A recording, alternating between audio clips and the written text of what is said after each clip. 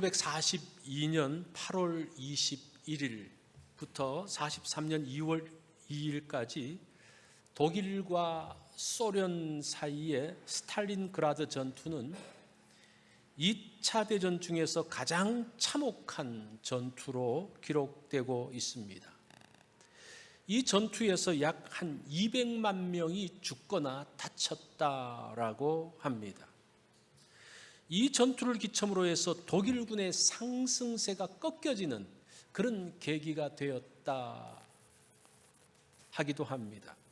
이 전쟁에서 영웅이 나타나는데 그 사람이 소련의 저격수 바실리 자이코프라는 사람입니다. 이 사람은 전투에 참여해서 242명을 저격해서 사살을 합니다. 그런데 이 사람이 쏜 총이 243발이에요. 그 중에 242명을 죽였다고 말합니다. 2차 대전 때에 이 총을 쏴서 한 명 죽이는데 얼마나 총을 쐈느냐? 평균이 25,000발이라 그래요. 25,000발을 쏴서 한 명이 죽는데 이 사람은 243발을 쏴서 한 사람 실패하고 다 했던 정말 무시무시한 사람입니다. 이 사람의 활약을 영화로 만든 것이 Enemy at the Gates라는 그런 영화가 있습니다. 이 바실리의 특징은 독일군 장교를 겨냥해서 쏜다는 겁니다. 그 장교 지휘관이 죽으면서 그 부대가 지리멸렬해지는 것을 보았습니다. 서양 속담에도 이런 게 있습니다. 리더를 쏴라. 전쟁에서 승리를 원한다면 리더를 쏴서 무너뜨리라. 그러면 적들은 혼란에 빠지고 물러간다고 합니다. 이게 느헤미야 6장의 스토리입니다. 자, 1절 말씀을 볼까요? 어떤 일들이 벌어지는지. 산발락과 도비아와 아라비아 사람 게셈과 그 나머지 우리의 원수들이 내가 성벽을 건축하여 허물어진 틈을 남기지 아니하였다 함을 들었는데 그때는 내가 아직 성문에 문짝을 달지 못한 때였더라. 이 시점이 굉장히 중요한 시점입니다. 어느 시점입니까? 성벽은 다 완성했어요. 그런데 성문을 달기 직전의 상황이라고 합니다.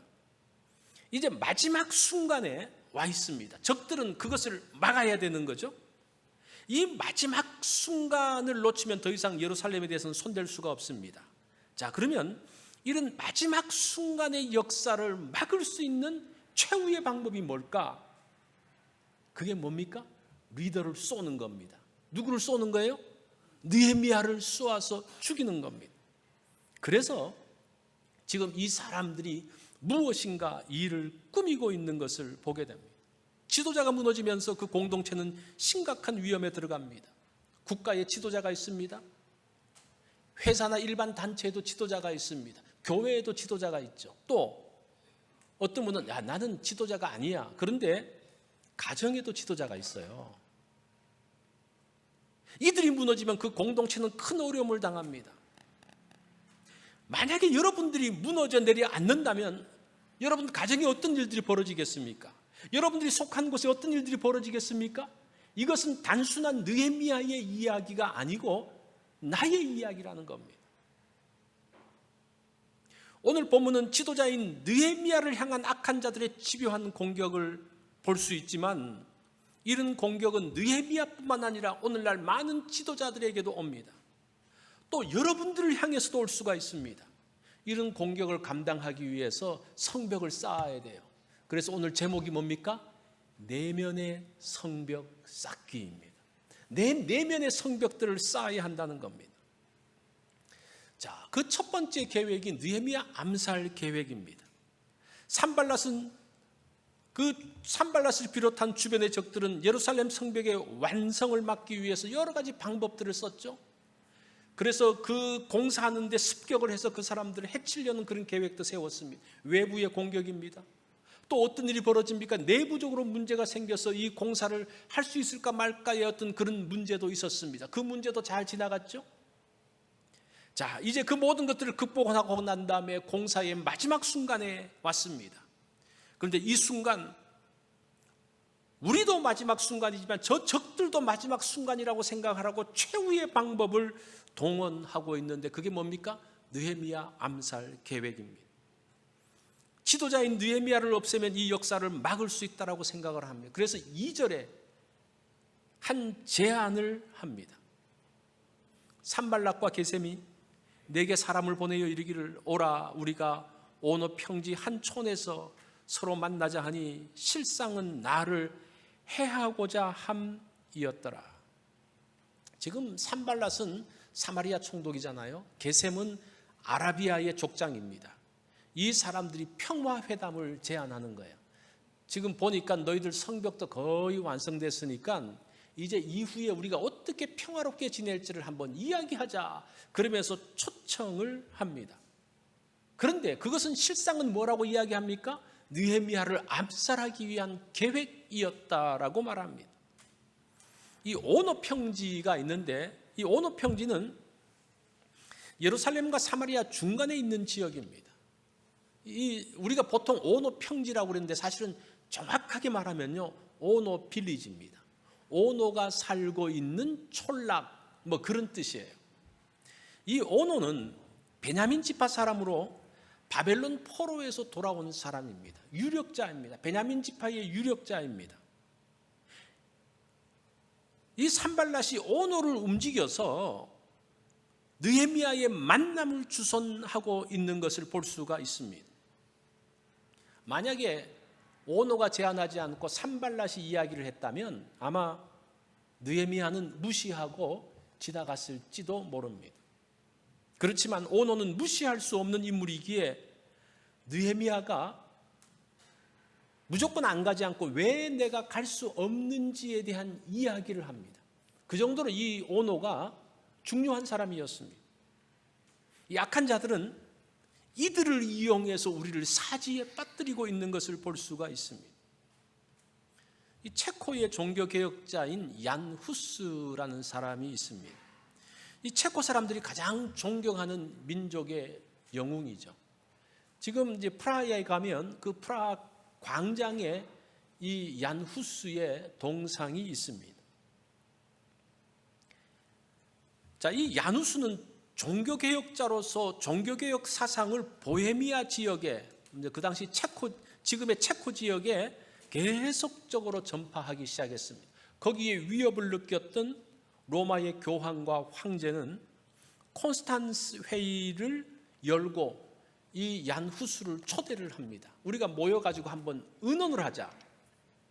근데 사실은 주변에서 말렸어요. 그런데 얀 후스는 그 교황이 뭐라는 거야? 당신이 오면 당신의 안전을 내가 보장하겠다. 그 말을 듣고 가요. 그런데 이 사람이 가다가 납치되어지고 그리고 갇혀서 1415년에 화형을 당합니다. 이게 뭐 누구의 암살 계획인지 모르지만 보세요. 교황이 이 일에 이용되어지고 있습니다. 사탄은 광명의 천사로 분장하여서 나타난다는 사실을 기억해야 됩니다. 이 신실한 분들 잘 기억하셔야 돼요. 이런 악한 자들에게 이용당해서는 안 된다는 겁니다. 그 악한 자들의 그 내용들을 잘 분별하고 자기가 어떤 제안을 해야지 그렇지 않고 그냥 아무런 생각 없이 했다가는 이런 정말 신실하고 중요한 사람들을 잃게 된다는 사실을 봐야 됩니다. 느헤미야는 오노를 통한 회담 제안이 어떤 의도인지를 분별해냈습니다. 자, 그런데 느헤미야가 거절함으로 인해서 그 첫 번째 계획은 무산됩니다. 그러면서 두 번째 계획이 실행됩니다. 두 번째 계획은 느헤미야 중상모략, 일명 가짜 뉴스를 퍼뜨리기 시작합니다. 암살 계획이 실패하자 느헤미야를 매장시키려는 계획을 실행합니다. 느헤미야 가짜 뉴스죠. 5절에 보면 산발랏이 다섯 번째는 그 종자의 손에 봉하지 않은 편지를 들려 내게 보냈는데, 자, 4번이나 회담하자는 제안이 실패되자 다섯 번째는 그 편지를 보냈는데 봉하지 않은, 보통 그 당시에 총독이나 관리들이 보내는 편지는 밀랍을 했습니다. 그래서 이 사람이 뜯어봤는지 안 봤는지 알 수 있도록, 요즘으로 말하면 이제 편지하고 풀로 붙이는데, 그러니까 거기다가 뭐 도장을 찍든지 사인을 하든지 뭐 그렇게 하는데, 이거는 봉투가 열린 내용을 이 종에게 보내는 거예요. 그건 뭐라는 겁니까? 꺼내 읽어보라는 거예요. 그러면서 그것을 열어보고 총독이 무슨 내용을 썼는지를 다 보게 하고 소문내게 하는 전략이었습니다. 그 내용을 보면 거기에 느헤미야가 성벽을 세우고 왕이 되려고 한다는 것입니다. 그것을 가스무도 동의했다고 말합니다. 여기서 이제 가스무라는 다른 이름이 나오는데, 사실은 이 가스무는 게셈의 아라비아식 이름입니다. 똑같은 사람이죠. 그 내용을 보면 느헤미야가 성벽을 세우고 있다고 합니다. 이 사실이죠. 근데 그 사실에 대한 해석이 그가 왕이 되기 위해서 성벽을 세우고 있다라고 말합니다. 이게 중상모략이에요. 이게 중상모략의 사실은 공식입니다. 시작은 사실로 시작을 했어요. 느헤미야가 성벽 쌓는 거 모르는 사람 어디 있습니까? 다 알고 있죠. 근데 거기에 자기 해석을 넣습니다. 성을 쌓는 것은 자기가 왕이 되려고 하는 것이다. 그 공식을 집어넣습니다. 그것을 본 종이 소문을 냅니다. 그러면서 가짜 뉴스가 만들어지고 있습니다. 오늘날 가장 심각한 문제는 가짜 뉴스라고 이야기를 하죠. 여러분들이 이미 잘 아는 사실이죠. 그래서 이번 미국 대선의 가장 큰 문제점이 이 가짜 뉴스의 생산이라고 이야기를 합니다. 2023년 올해 3월 25일에 미국 온라인 커뮤니티의 레딧이라는 곳에 한 사진이 올라왔습니다. 아마 여러분 이 사진 본 적이 있을 거예요. 교황이 하얀색 패딩을 입었습니다. 사람들이 보면서 야 멋있다, 저 무슨 제품이지, 나도 사고 싶네, 막 이렇게 했는데, 이것은 인공지능 미드저니가 만들어낸 그림이었습니다. 옛날엔 합성을 했거든요. 합성을 하면 이렇게 얼굴을 딱 따붙여서 합성을 하면 보면 압니다. 근데 요즘은 합성이 아니라 아예 그냥 인공지능을 통해서 새로운 그림을 만들어내요. 합성이 아니에요. 사람들이 다 속았습니다. 경찰이 트럼프 전 대통령을 체포했다는 사진이 유포되면서 긴장이 고조됐습니다. 이 사진, 이거 인공지능이 만들어낸 사진입니다. 그러니까 요즘은요, 사진 찍어서 딱 보내주면서 너 이거 이렇게 했지 그러면서 사진 딱 보여주는데 사진을 제시하는 거예요. 그럼 뭐가 만든 겁니까? 인공지능이 만든 거예요. 여러분 조심하셔야 됩니다. 이런 가짜 뉴스는 느헤미야 시대부터도 있었다는 것을 알 수가 있습니다. 그러면서 그걸 가지고 느헤미야를 위협하고 있습니다. 모건 블레이크라는 사람이 아틀란타 저널에서 이런 글을 썼습니다. 나는 누구에게든지 치명적인 타격을 가할 수 있는 힘과 기술을 가지고 있다. 나는 상대방을 죽이지 않고도 눌러 이길 수 있다. 나는 가정과 국가와 교회를 파괴한다. 나는 어떠한 건장한 사람의 건강도 파괴할 수 있다. 나는 어떠한 담대한 사람의 인생도 파괴할 수 있다. 나는 날개를 타고 바다를 여행한다. 순결한 사람도 내게는 무력하며 정의로운 사람도 내게는 무력하다. 나는 진리와 정의와 사랑을 경멸한다. 나는 나의 희생자를 전 세계에 거느리고 있다. 나는 바닷가의 모래알보다 더 많은 노예를 거느리고 있다. 나는 결코 망각하지 않는다. 나는 결코 용서하지도 않는다. 내 이름은 중상모략이다. 이렇게 이야기합니다. 이 중상모략이 이처럼 무섭습니다. 가짜 뉴스로 만든 중상모략은 시대마다 사람들을 위협하고 고통을 주었습니다. 그래서 하나님께서도 10계명 중에 9계명을 가짜 뉴스 만들지 말라는 계명을 줘요. 이게 뭡니까? 다 같이 읽어볼까요? 시작. 내 이웃에 대하여 거짓 증거하지 말라. 이게 그 내용이잖아요. 그죠? 얼마나 심각했길래 하나님이 그때 벌써 이렇게 말씀하십니까? 신앙대로 살려고 했던 청교도 시대에도 이런 심각한 문제가 있었습니다. 그래서 그들은 이러한 행동 기준을 정했다고 말합니다. 그 사람들이 이런 일들을 하지 않기 위해서 누구에게 나쁜 소문이 돌 때 어떻게 해야 되는가? 그 행동 지침이에요. 첫 번째, 이것이 사실에 근거한 소문인가를 보라는 겁니다. 확인해 보라는 겁니다. 두 번째, 내가 이것을 본인에게 확인했는지를 보라는 겁니다. 그 사람한테 가서 이런 일이 진짜 있었어? 이 물어보라는 거예요.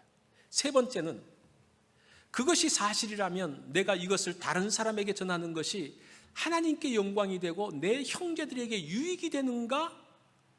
이 세 가지를 생각하고 말을 하라, 그 소식을 전달하라고 이야기합니다. 참 그 정도로 이 청교도들도 이런 중상모략에 대한 가짜 뉴스에 대한 문제가 심각해지니까 이런 지침을 만들었습니다. 이것은 우리에게도 중요한 지침이 되어집니다. 우리가 어떤 이야기를 들었을 때 먼저 사실인가를 확인해야 돼요. 두 번째는 본인한테 확인해야 돼요. 여기까지만 해도 사실은 되죠. 그런데 하나 더, 하나님께 영광이 되어지고 이웃에게 유익이 되는가를 먼저 판단하고 말을 하라는 겁니다. 그러면 우리가 악한 일에 쓰임 받지 않게 된다는 거예요. 가짜 뉴스는 우리를 고통스럽게 합니다. 그 말을 들으면 억울하죠. 분노가 올라옵니다. 그래서 극단적인 선택을 하는 사람들이 많아요. 그런데 절대 그렇게 반응해서는 안 됩니다. 예수님도 가짜 뉴스에 당했어요. 누가복음 3장에 보면, 마가복음 3장에 보면 예수님을 미친 사람이라고 이야기합니다. 그리고 그 사람은 더러운 귀신에 들렸다라고 이야기합니다. 그것 때문에 그 소문 듣고 예수님의 어머니와 그 동생들이 예수님 만나러 가잖아요. 그죠? 그 정도로 예수님도 당했던 그 가짜 뉴스. 그래서 시편 37편 1편은 이렇게 이야기를 합니다. 행악자를 인하여 불평하지 말며 불의를 행하는 자를 투기하지 말지어다. 저희는 풀과 같이 속히 배임을 볼 것이며 푸른 채소같이 쇠잔할 것임이니라. 그들은 속히 배임을 당할 것이라고 이야기합니다. 이 느헤미야가 가짜 뉴스를 듣고 두 가지 반응을 해요. 첫 번째 보면 나는 아니다라고 이야기해요. 8절이죠. 그 사실에 대해서 아닌 것을 알려줍니다. 두 번째는 하나님께 기도합니다. 내 손을 힘있게 하옵소서. 제가 이번에 이 느헤미야를 보면서 이야, 이런 것까지 성경에 기록되어 있나라고 제가 깜짝 놀랐어요. 이런 일들. 자, 여러분들이 어떤 그런 가짜 뉴스라든지 나를 중상모략하는 것들을 들으면서 분노하면서 반응하면 오히려 말려 들어가는 거예요. 여러분 그거 꼭 조심하셔야 돼요. 내가 그 소식을 듣고 이게 뭐야? 분노하고 그렇게 하지 마시고 두 가지, 느헤미야가 했던 두 가지 있죠? 진실을 알려주고 두 번째는 하나님께 기도하라는 것. 그리고 끝. 그러면서 사실은 이 두 번째 문제가 해결이 됩니다. 자, 이것도 무산되어지니까 세 번째가 또 나옵니다. 거짓 안전입니다. 종교 지도자를 이용하여서 거짓 안전에 대한 약속을 합니다. 10절을 보면요, 이후에 무헤다벨의 손자 들라야의 아들 스마야가 두문불출하기로 내가 그 집에 가니 그가 이르기를 그들이 너를 죽이러 올 터이니 우리가 하나님의 전에 가서 외소 안에 머물고 그 문을 닫자. 저들이 반드시 밤에 와서 너를 죽이리라 하기로. 이 스마야는 제사장이자 선지자입니다. 이 사람 역시 바벨론 포로에서 귀환한 사람으로서 당시에 큰 영향력을 가지고 있었습니다. 그래서 이 느헤미야는 스마야와 많이 의논하면서 이 일들을 진행하고 있었습니다. 자, 그러니까 스마야가 왜 안 왔는지를 금방 알았어요. 그래서 스마야를 느헤미야가 찾아갑니다. 그러니까 이 스마야가 말을 해요. 그 예언처럼 이야기하는 거예요. 사람들이 너를 죽이러 올 것이다. 그러니까 우리가 하나님의 전으로 가서 외소 안에 머물고 거기서 문을 닫자. 그렇지 않으면 반드시 밤에 와서 사람들이 너를 죽일 것이다 라고 이야기를 합니다. 여기서 외소라는 것은 성소를 이야기합니다. 이 성전에 들어가면 지성소와 성소가 있잖아요. 이 성소가 바로 외소입니다. 그때 느헤미야가 뭐라고 답변합니까? 11절에 보니까 내가 이르기를 나 같은 자가 어찌 도망하며 나 같은 몸이면 누가 외소에 들어가서 생명을 보존하겠느냐? 나는 들어가지 않겠노라 하고. 여기에서 느헤미야가 두 가지 이야기를 해요. 나 같은 자가 어찌 도망하며, 이게 나 같은 자가 이게 남자라는 말이에요. 정확하게 말하면 나 같은 남자가, 나 같은 총독이 나 같은 지도자가 어찌 도망해? 이제 그런 말이에요. 그런 반응. 첫 번째. 두 번째는 나 같은 몸이면, 이건 조금 겸손 모드입니다. 나 같은 사람이 어떻게 성소에 들어가서 생명을 보존하겠느냐? 나 같은 사람이 제사장들만 들어갈 수 있는 성소에 들어가서 생명을 보존하겠다고 하느냐? 그것은 하나님 말씀도 어기는 것이기 때문에 나는 들어가지 않겠다라고 이야기를 합니다. 자, 이 원리는 굉장히 중요한, 우리가 어떤 거짓 제안들에 대해서 정말 담대하게 나갈 때와 겸손하게 하나님 말씀 앞에 설 때 그 두 가지 모습들을 지금 느헤미야가 보여주고 있습니다. 이 느헤미야를 사실은 살린 것은 정확한 분별력이에요. 정확하게 세 번에 걸쳐서 이야기할 때마다 정확하게 분별하면서 그 위기들을 헤쳐나갑니다. 그러면서 12절을 보면요, 이렇게 말해요. 깨달은즉 그는 하나님께서 보내신 바가 아니라 도비야와 산발렛에게 뇌물을 받고 내게 이런 예언을 함이라. 이 원문을 보면요, 깨달은즉 그 다음에 힘내라는 단어가 있어요. 이 말은 보라 이런 말이에요. 깜짝 놀랐네 그런 말이에요. 깨달은즉 조금 그 뉘앙스를 살려서 이 사람까지 그랬어? 충격이네. 그가 하나님께 보내신 바가 아니고 도비야와 산발렛에게 뇌물을 받았구나. 그런 깜짝 놀라는 그런 의미가 여기에 담겨져 있습니다. 혼돈의 시기에는 이런 거짓 선지자들이 나타납니다. 예루살렘 멸망 직전에 예레미야가 거짓 선지자들 때문에 얼마나 많은 고통을 당합니까? 매맞기도 하고요, 웅덩이에 가둬지기도 하고, 그 혼돈의 시기에 거짓 선지자들이 기승을 부립니다. 아합 시대 때에 아합이 아람과 전쟁하러 갈까 말까라고 했을 때 400명의 선지자가 왕이여 가십시오, 왕은 승리할 것입니다. 그 혼돈의 시기에 많은 400명 수많은 선지자들이 아합을 지지하면서 거짓 예언들을 하고 있었습니다. 이런 공격들이 있기에 우리는 내면의 성벽을 쌓아야 된다는 거예요. 오늘 우리가 이번 느헤미야의 성벽을 건축한 데 보면 우리는 외부적인 성벽뿐만이 아니에요. 외부의 성벽을 만들어야 됩니다. 뿐만 아니라 내부의 성벽도 든든하게 만들어야 됩니다. 뿐만 아니라 내 내면의 성벽도 만들어야 한다는 겁니다. 이 내면의 성벽을 만들기 위해서 두 개가 필요한데, 첫 번째는 분별력이고 두 번째는 하나님을 바라보기입니다. 느헤미야가 그 원리를 적용해요. 분별하며 이것에 대해서 이게 어떤 것인지를 정확한 분별들을 그때그때마다 분별들을 해냅니다.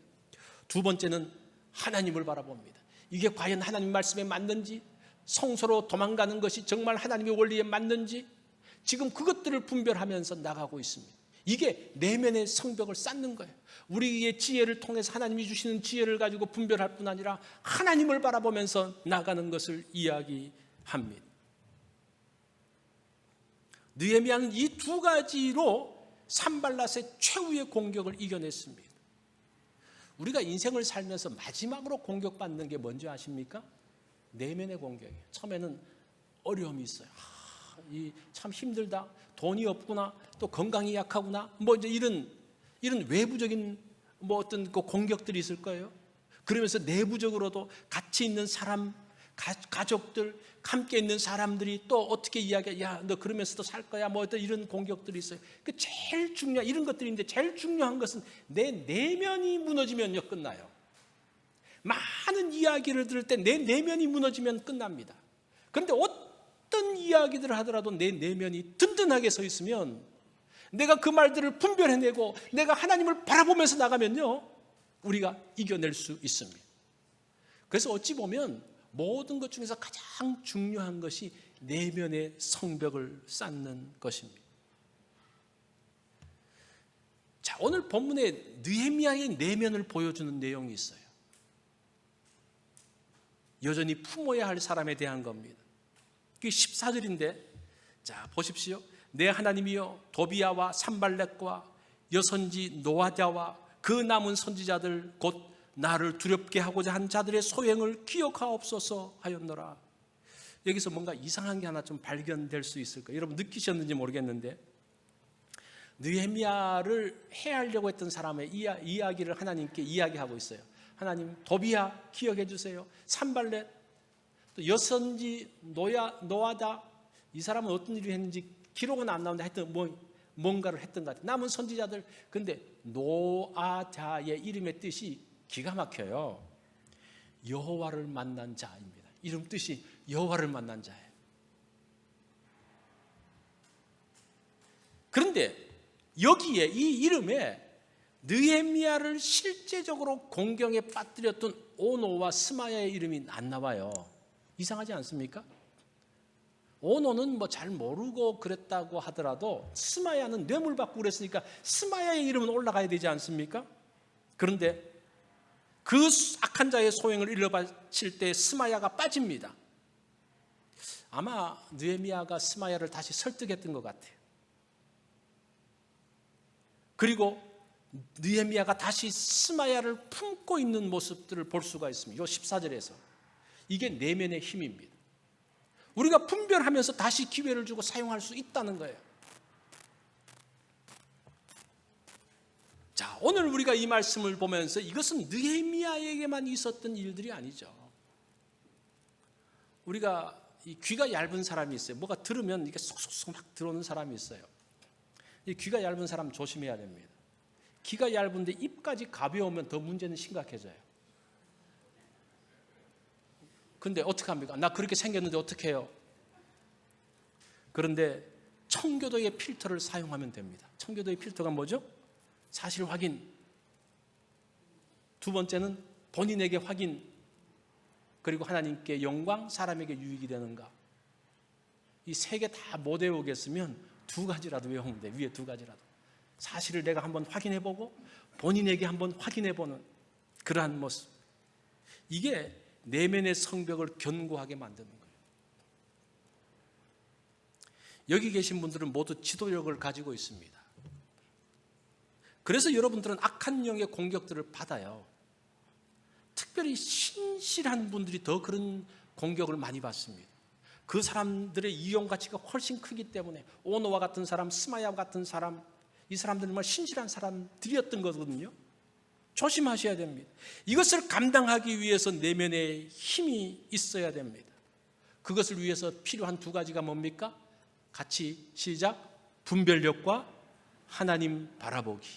이 두 가지. 오늘 우리가 5가지를 기억을 해야 돼요. 하나는 뭡니까? 우리가 어떤 가짜뉴스나 어떤 그런 잘못된 데 사용되지 않기 위해서 청교도가 사용했던 3가지 법칙과 또 느헤미야가 사용했던 2가지 법칙을 기억하는 겁니다. 이게 내면의 성벽을 만드는 거예요. 여러분, 내면의 성벽을 건축하십시오. 그것이 여러분을 지키고 여러분과 함께 있는 사람들을 지킵니다. 그래서 여러분들로 인해서 정말 성벽을 완성하고 우리 공동체의 성벽을 완성하고 우리의 가정의 성벽을 완성하고 정말 하나님이 기뻐하시는 자리에 설 수 있는데 여러분들이 귀하게 쓰임 받기를 바랍니다. 기도하겠습니다.